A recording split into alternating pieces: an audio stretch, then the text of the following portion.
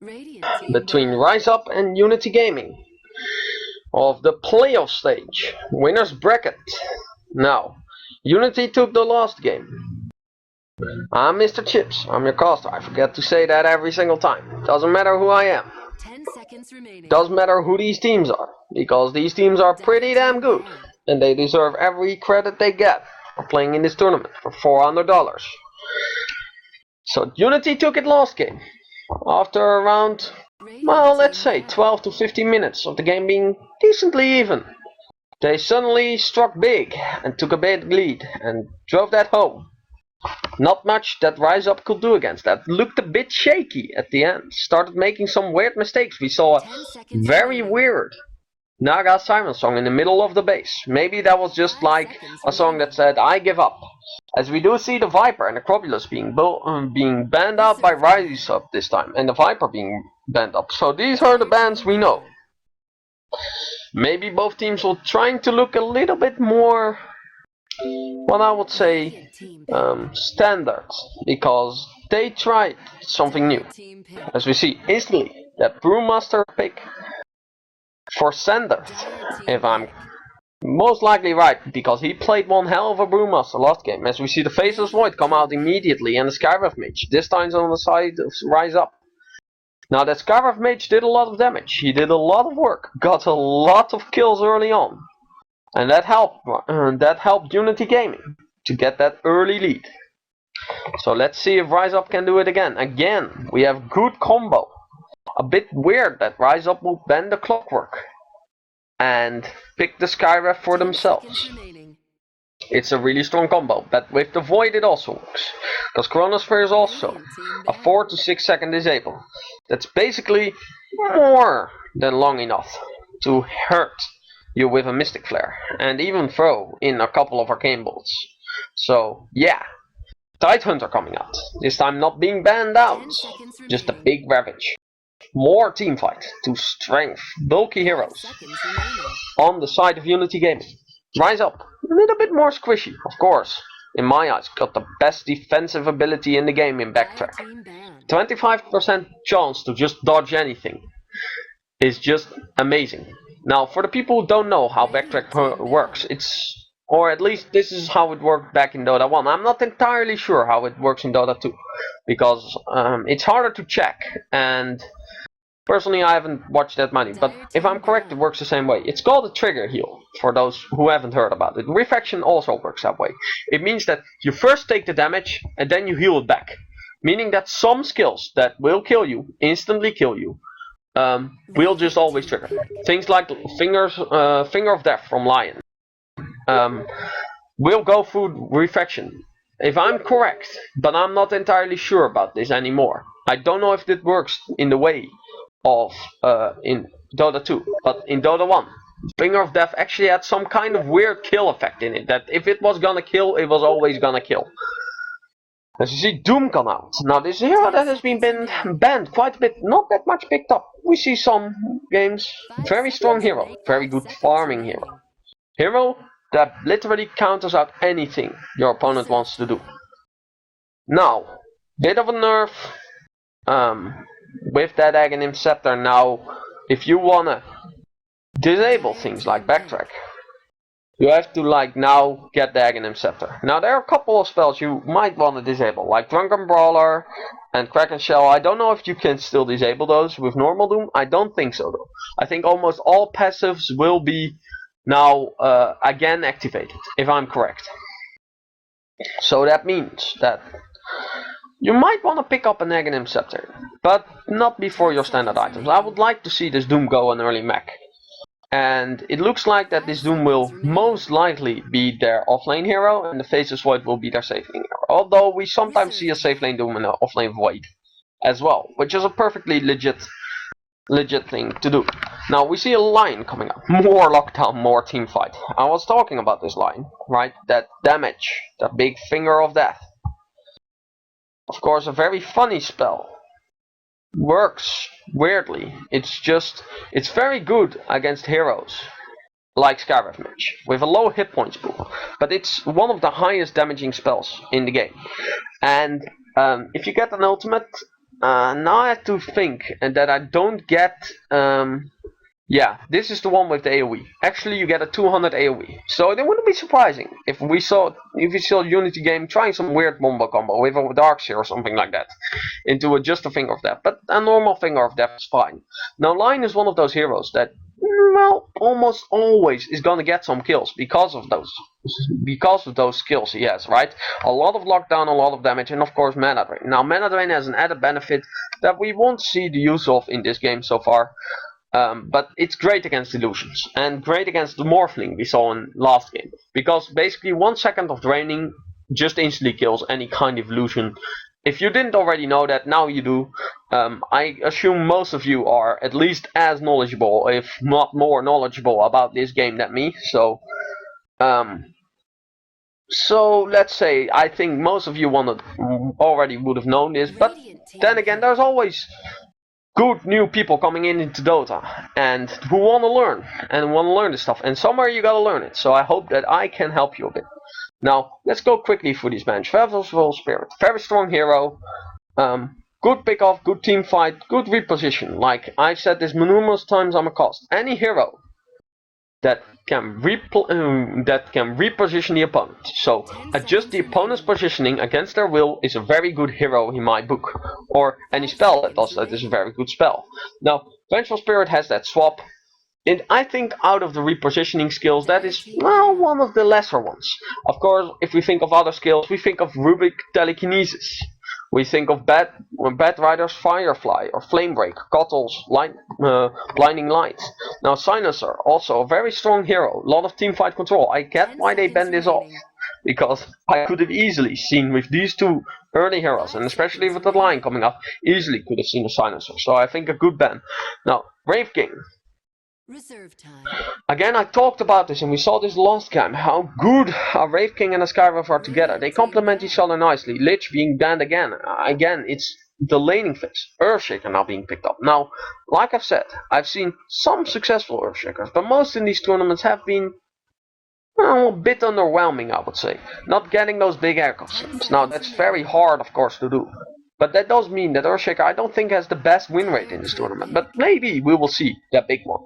And Earthshaker is always a fun hero to watch, especially when played well. And we can expect that from these teams. When played well, this Earthshaker is a playmaker and he makes stuff happen. But you need to be able to make stuff happen with him. So Riseup, I want to see them early roam, like concussive shot into like a fissure. And that can get early kills on both the mid lane or whatever lane you want to be. Ogre Magi. I call this a slot machine hero. Very fun to play. Fun to see. A strong hero. Now, recently received a buff that gave him a lot of early regeneration. So making him maybe slightly more tanky. As we see the sniper being picked up. Now, this is what I was talking about this hero last time in Unity Gaming. It's a very important hero. You have a cushion here, as you know, picking that one up, and the Spectre. Now, in my strongest hero in this patch. Just later, late game heroes become better. Now, it doesn't go late enough where you can say like a late game Gorgon will carry everything, because that's 6.69C. And those who haven't heard of it, that's the most infamous Dota 2 patch. That was in 2010, during the Chinese domination era, and literally every game would go 60 minutes or longer, because of the fact that there were only 3 carries being picked: Drow Ranger, Gorgon, and Morphling. Now later on, Anti-Mage came in kind of as a counter to the Morphling as well, and to the Gorgon, who will great against them both. But really, like, those heroes, all they did was farm. It was literally, we farm up for 40 minutes, have 2 big clashes, and that's the game. And it was very different. So we have a little bit later, but it's more that that heroes like Spectre, who come online slightly earlier and deal a lot of damage during that late game to just late game. Very strong heroes. But I'm gonna introduce the teams first. Riseup, Murphy on that Faceless Void. Now, I've seen him play this before, and he was quite effective. He won those games he played. So Joker on that Skyrap Mage. We see Sandal on that Sniper, going mid most likely. We see Cena on that Doombringer. This time not playing that hard carry role, but most likely that offlane. And to cap it off, we see Sam on that Earthshaker. Let's hope he will have a little bit of a better game this time, because last game he didn't get too much. I also can credit that a bit to the laning they had, but Nemesis, really farmed Morphling from last game, will go on that Spectre. Now Uncle, good Skybreath Mage. We saw last game as well. Very much kills, made lots happen on that line. Let's see if we can make as much happen. Or maybe it's not his favorite. Foreign. On that Ogre Magi. We see SS on that Tidehunter. And to cap it off, Sanderth. Yet again on that Panda. Now this time, the laning will be completely different. Sniper should be able to stay out of the way of Panda. But Panda can kill Sniper early on. So, a little bit danger for Sniper early on, I think. Later on, he should be fine. I think that they can't stop really Panda from farming though. I don't think that Sniper deals enough damage.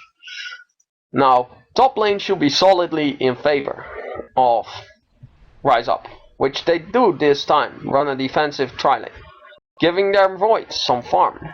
I like this choice. I think in early situations it's fine farming your Void for opponent Spectre. Although Spectre will, I think, in late game outcarry the Void. I think in mid game Void has Spectre's number a bit. So I think that's fine. And since you have a Sniper who's also a late game beast, I think it's perfectly fine to do this. Let's see Doom. Now, he's got a creep, got that Alpha Wolf, will go traverse to bottom. So bottom lane will most likely just be Spectre free farming, Doom not getting anything. Top lane will most likely just be Tidehunter not getting too much and Skywrath Mage harassing him when he gets too close. I don't expect early kills to happen, except for if it's in the mid lane, so I'm gonna look at it. As you see, he's getting ganked up. As you see the first out from rotation. Foreign around, just hit blast, and like I said, send up and just open off. Now might look, but Sniper is a hero. But generally, if you give him enough time, he will become dangerous. What Riseup need to care for though is that they don't give too much away to this Panda again, because this Panda was huge last game, and I think there's a big potential that the same thing happens again. So this time I think they might want to rotate some of their supports to the mid lane if this keeps on happening. As we see, the supports going to the bottom, but Doom wisely backing off. So nothing happening yet. Let's see at the top lane. Just a little bit of a harass by the Skywrath Mage, as I'm very happy personally that I didn't miss the first blood this time. So a little bit more, just that brew coming out right on Sandal makes hard last hitting hard for him.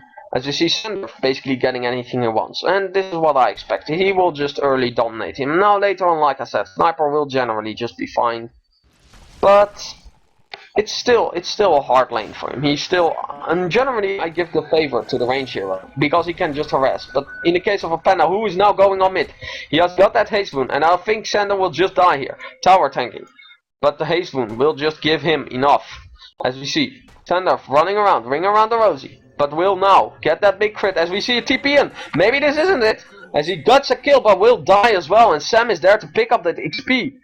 I think this might actually just favor Riseup. This Earthshaker is now level 4 already. Now a good early start on that Earthshaker is important. As we see, C9 does get that kill on Nemesis. I don't know how that happened. I really don't know. There were 2 supports in area. Somehow, literally, C9 got away with murder as he TPs out in. A big win. 2 big wins across the board for Riseup, as we see.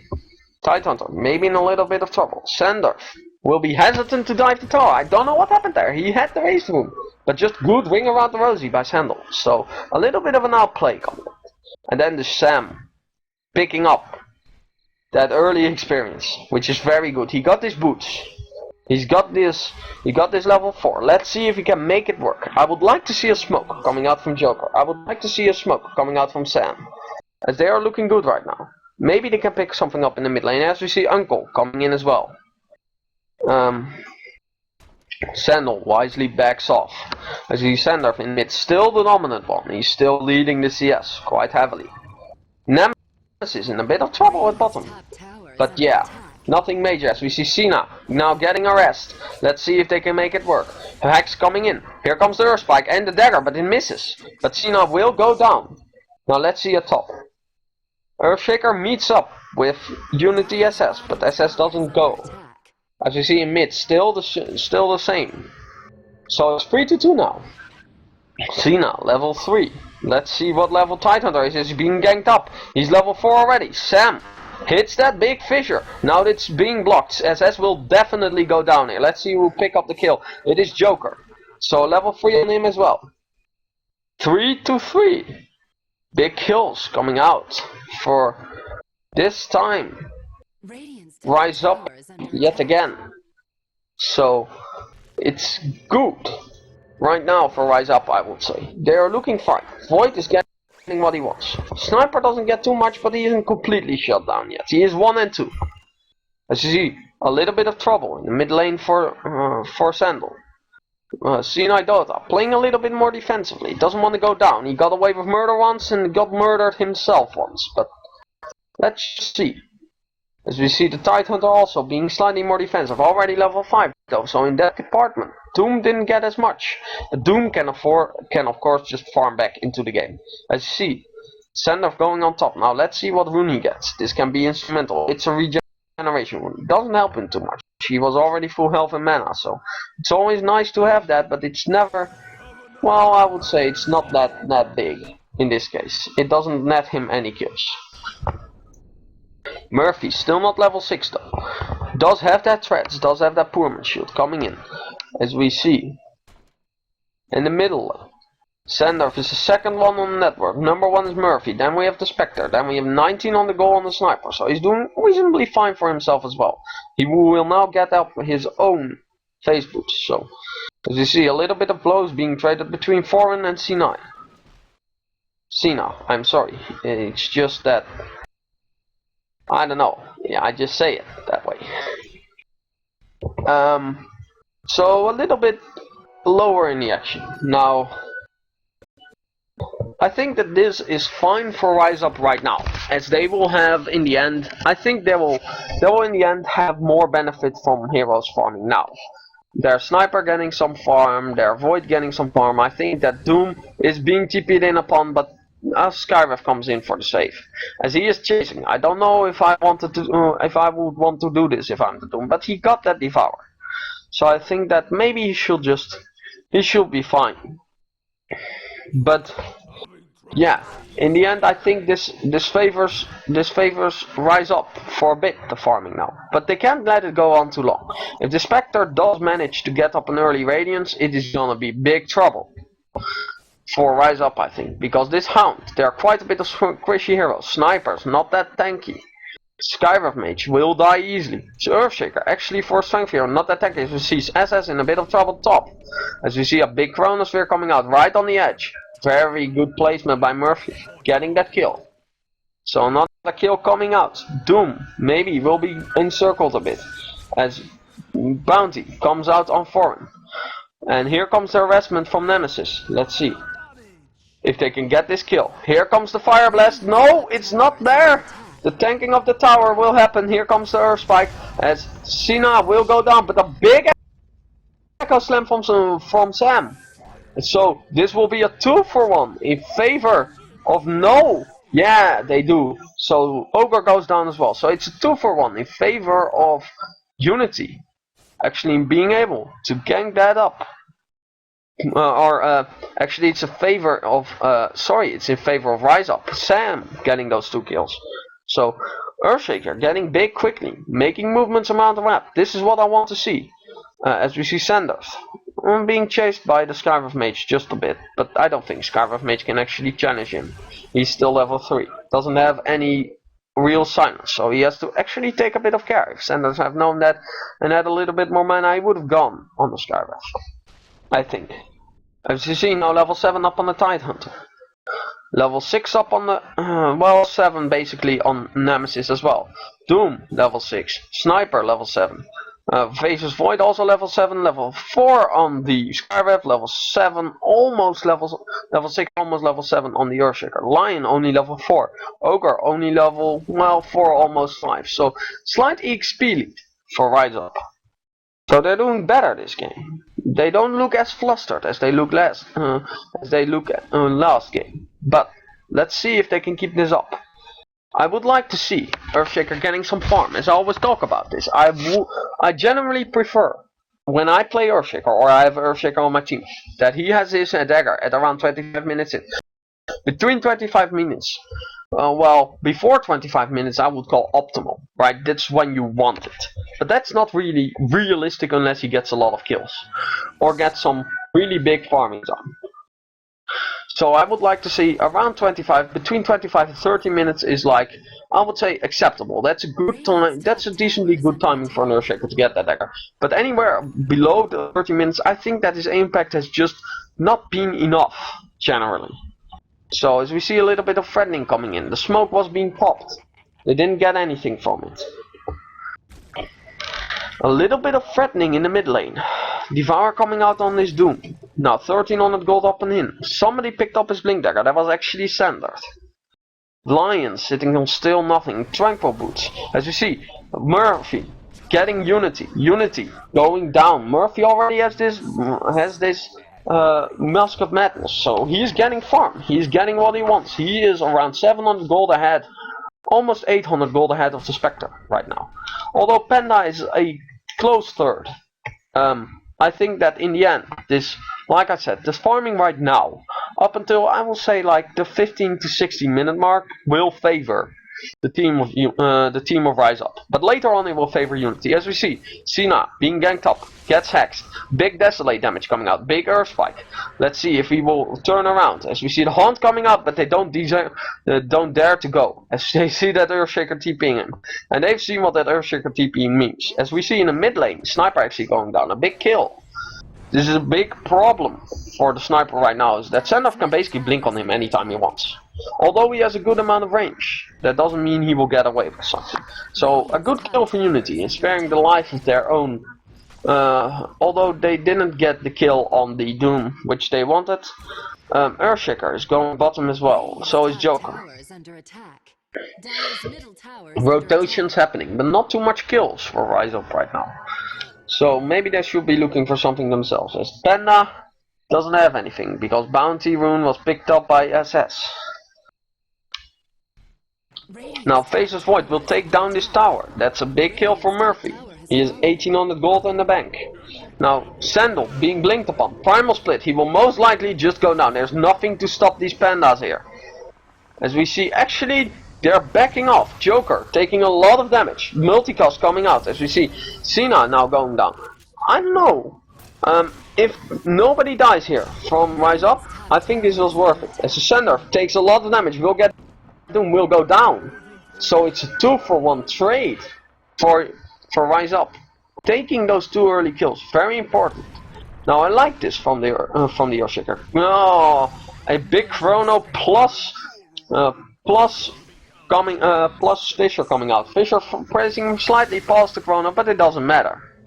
As we see a Ravage coming out on Morphling, and the Sniper goes down. So a good counter initiation from SS. What I do like is that teams are not afraid to pop an ulti or two early on in the game. As we see Cena in a bit of trouble right now, being slowed up, but they won't get that kill again.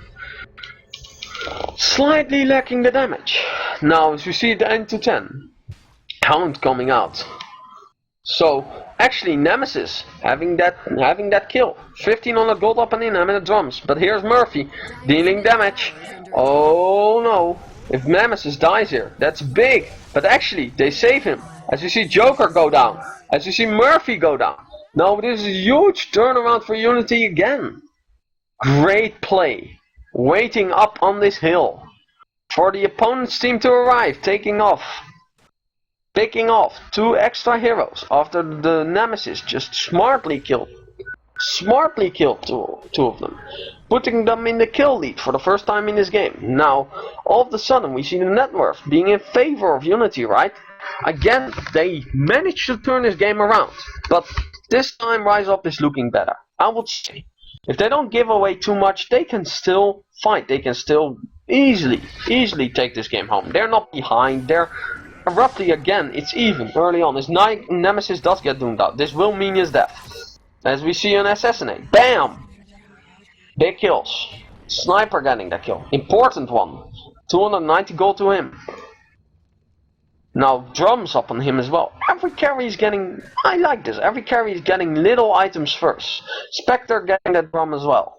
So not instantly rushing these big items. Just getting those little items first. As we see the Tidehunter going down. In that... of Earthshaker actually going down there as well. So, another retaliation kill.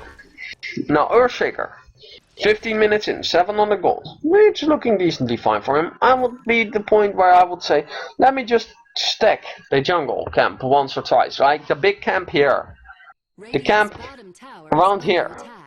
Try to get those two. Pull them together, maybe if you can around here roughly. And then just throw out a couple of spells to deal a bit of damage.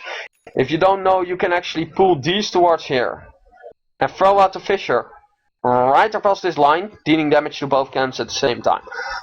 That's the best way I can think of an Earthshaker to farm, because he is a terrible farmer. He is a very bad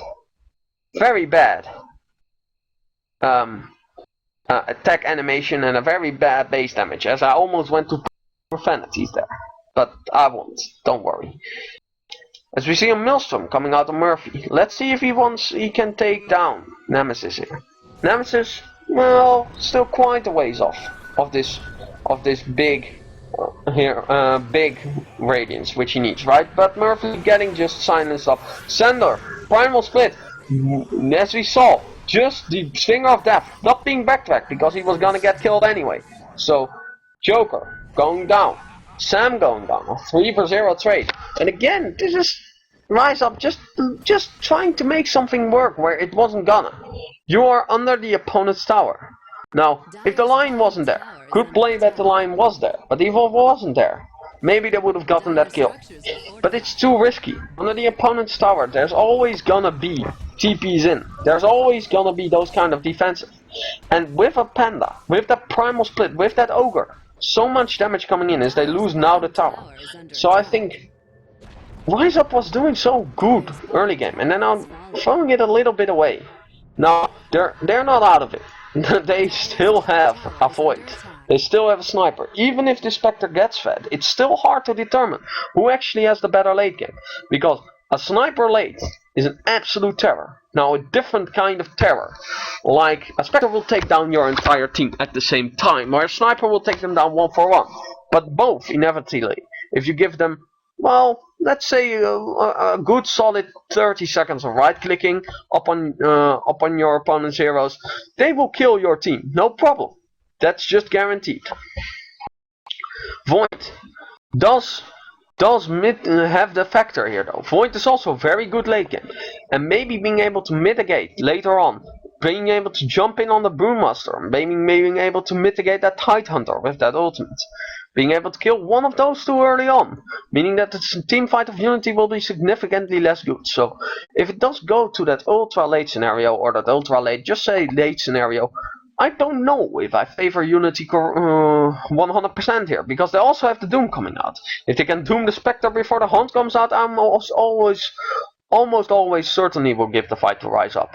Now, of course, Spectre doesn't actually need to be in the fight to Hunt in, so I think that's something that Unity wants to do. But still, a Hound on this Tidehunter, a Hound on this Panda will mean a lot, especially if no ultimates have been used. So both teams can get back to farming, but a lot of action. Actually, for two teams that want to go, oh, in my opinion, kind of late, right? We see both teams having good mid to late game capabilities, and I think, well, on both teams, some of these heroes take a while to get starting. Even an Earthshaker, which is an early good hero, in the early mid game generally needs some time to get started, as I keep zooming in or out. Now, let's see, Murphy is being caught out, but what can I say? Time Walk is a very good spell. There's actually not a single ability on Void that isn't good. This is why it's regarded as such a good hero. Because there's not a single ability on Void that you don't... that it's like, well, I could replace this for one of its others. He has literally the best bash in the game. He has one of the best defensive skills in the game. And he has one of the best leaps in the game, if you get what I mean, like movement speed. As he does get silenced up in hexed up, and he will go down here. So no, a big backtrack, actually living, but here comes the Hound. As we see a fight coming out, also as well in the mid lane. Ogre Magi going down to the Doom, but Nemesis getting another kill. Sender blinking and Sina Dota in trouble. Primal Split coming out. As you see Sam also in trouble. Big boulder tossed on his face, and he also dies. 4 for 1 trade. All of the sudden, Unity again turning these fights. It was looking decent. A 5 for 1 kill. So more kills coming out. It's just every single time Riseup want to make something work. Unity knows perfectly how to respond to it. They know how to respond to it, and not only know how to respond to it, they do that correctly. They do that almost perfectly. And that way, they just make stuff happen, again. Although, it's not optimal play by Riseup. Dooming an Ogre, maybe you don't want to do that, especially when the hot comes out. Like diving the tier 1 tower is always a bit sketchy. I wouldn't do that personally, it's just too risky right now for the team of Riseup. But I do understand that position. They have to make something work. But I would try, if I was Riseup, as they see a Fisher come out, but it's on the wrong side, or the wrong side, depending on whose position you're on, of course. As you see a big Ravage coming out, and another 2 kills will come out, as we see.